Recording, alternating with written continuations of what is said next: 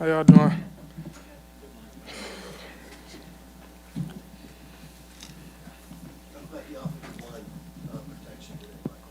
Yeah, they did a great job.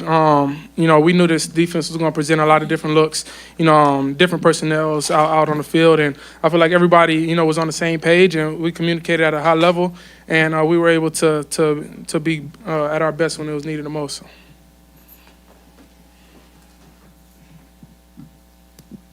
With the offense, Wait on the microphone, please. Wait on the microphone. I was going to say, Mike, what did you make of the rushing attack today? It struggled to really find its footing, but overall, what are your thoughts? Yeah, I feel like all across the board, we all want to be better in that aspect, But at the same time, it's football. It's not always going to be perfect. No matter how hard we strive to be, it's not always going to be perfect. But man, yeah, like I said, we got to be better in all aspects, not just rushing, but me as well. In different situations where I could have gave my guys a better chance at the ball, like early on the third down to Drake. On a quick out route, just giving guys chance to the ball, to be able to move the sticks and go down and put points on the board. the offense got stagnant after the first touchdown, but you picked it up in the second half, especially going into the fourth quarter. What do you attribute that to? It's the NFL, man. It's tough, man. It's tough to score. It's tough to win in this league.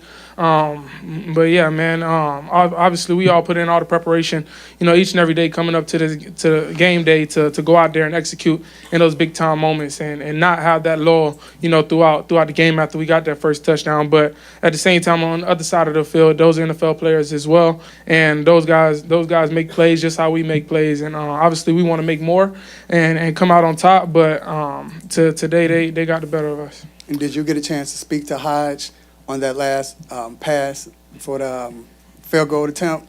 As far as, did he say he didn't see it, or did he say what happened? I mean, I put the ball up a little bit earlier than I usually would on that play, on that route.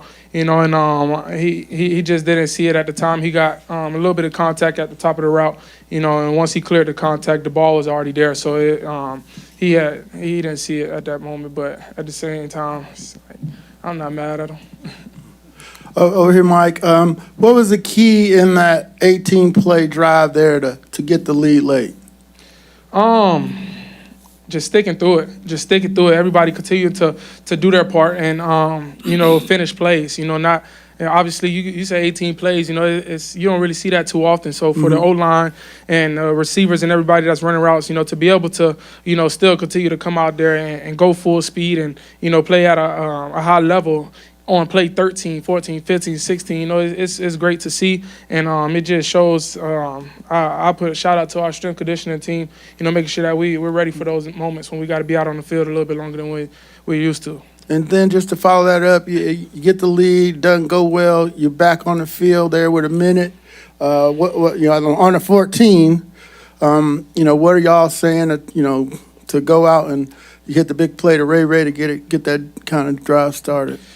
Yeah, obviously, coach is telling me, be smart with the ball, but we do need a chunk play, in that situation, the part of the field that we're on, we needed a chunk play to get the drive going, to be able to go down there and get points on the board.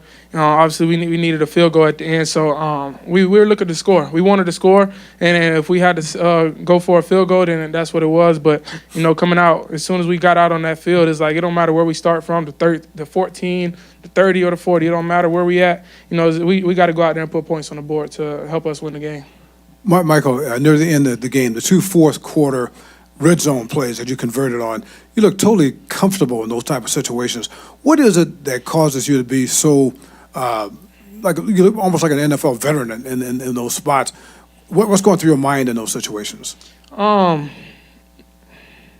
I just tell myself, it's the same game I've been playing all my life. I've been playing since I was 5 years old, and I made a lot of plays throughout my years. I made a few bad plays, so it's like I know whenever I go out there, I don't have to be perfect, but I have to do whatever I can to help my team win a football game, and that's what I did, so I don't go out there, with pressure on my shoulders or thinking, oh, I have to do this, I have to do that. I just let the plays come to me and trust in God and trust in Z-Rob to put us in the right position to be able to go make them plays, and he did, and we were able to convert on those two plays. And after those plays, are you saying anything particular to your teammates as far as inspiration as to try to get them motivated to go forward from that point? Yeah, I feel like it definitely instilled confidence in the guys, and just knowing that, at any point we can go put points on the board, and obviously in big time moments like that, you don't got to be worried, because at the end of the day, as long as we do as long as we use our God-given talents and do what the coaches tell us to do based on a play call, we'll go out there and make those plays. So, it's not anything where I got to be like, oh, like this is I got to pour into confidence in them. It's like this is what we expect. This is the game that we've been playing all our lives, and we're built for these moments. So just go out there and just keep living your dreams. Mike, in the back, what do you think about the energy from the crowd today? They were loud pretty much the whole entire game, back and forth, up and down. So what do you think about that? Oh yeah, man, it's big time. We need it. We love it, man. Each and every home game, we want it. And we know that they will bring in, obviously, whenever we're making big time plays, the city is going to be behind us, and we appreciate them, for it. And we look forward to being back home again and having that influence that they brought today. So. Mike, over here. I know Younghoe had a tough year last year, had to battle for his job in camp, comes out and this happens in the first game. I mean, I don't know if you got a chance to speak with him after the game. He seemed to depart pretty quickly afterward. I know he's disappointed, but what's just the team's level of confidence in him with what he's been going through? Yeah, man, we got all the confidence in the world in Koo, man. He showed it day in and day out, man. He comes in and puts in the work, and, just like everybody else, man, we're not perfect. We go out there and we strive to be, but, man, I'll never look at Koo, any type of way because of, the missed field goal he had, because I know that's not him.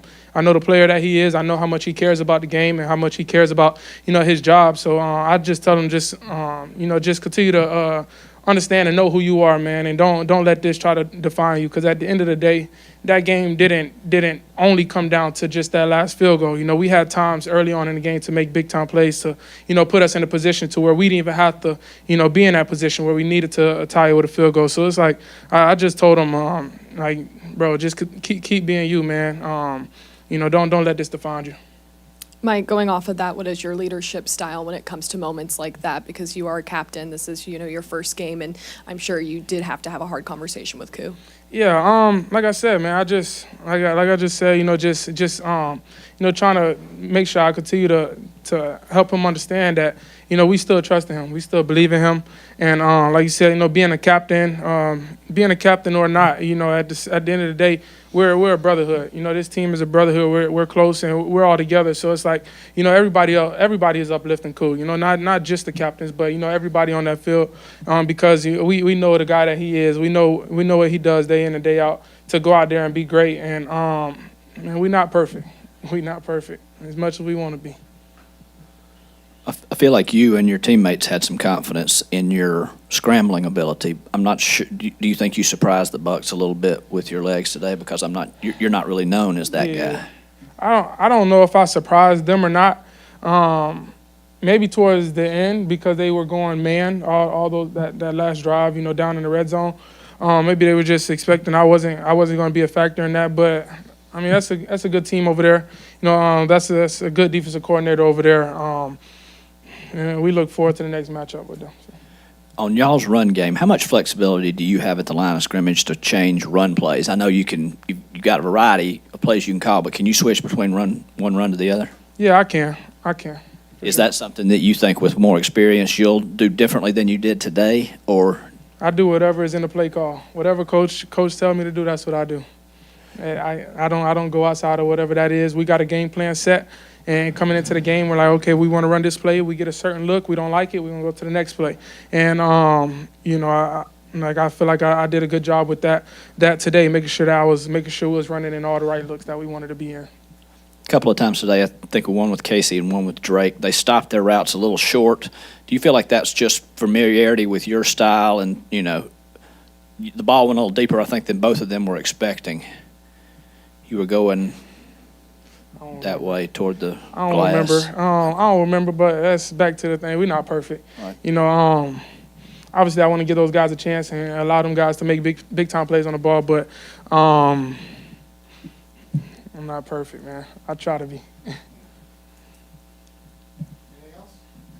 I appreciate y'all. Thank you. Whether it be interceptions in a couple of different occasions, and I know Devine was a part of that. He was definitely a part of us in coverage. He did such a nice job in those things, whether it be run fits or in the passing game. He definitely affected pass when he had a chance to rush in there and did some really good things as well. So he's as advertised, and he did a nice job for us today. Coach, what did you think about the officiating today? I think you challenged 4 times. You went. Yeah, those guys are human. They're going to always make mistakes. We're going to make mistakes. You know, that's why we have the amount of cameras that we have in the stadium for those type of things. That's why we have the rules that we have in order to get those things played out the right way.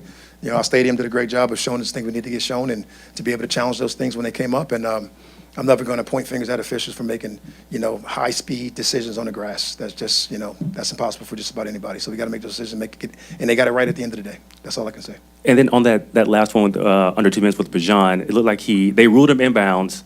Then you come up and spike it, and then they review it and put time back on the clock. I don't know. Maybe I don't know the rule, but I thought after you run another play, you couldn't go back and review 2 plays before. Anything in the 2 minute, you know, when they stepped out of bounds, they review all those things so that they take care of it upstairs. They took care of it upstairs. He stepped out of bounds. They went back, give us 21 seconds and chance to go out there and finish off the game.